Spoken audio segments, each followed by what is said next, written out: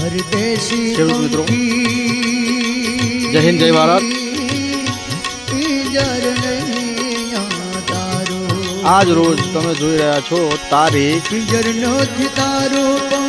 8 August 2026 ના રોજ કપાસ આપણો ઘૂંટણ જેટલો છે અને કચરું ગ્રાઉન્ડ અપ બીટી કપાસ ઉપર ચડી બેઠી।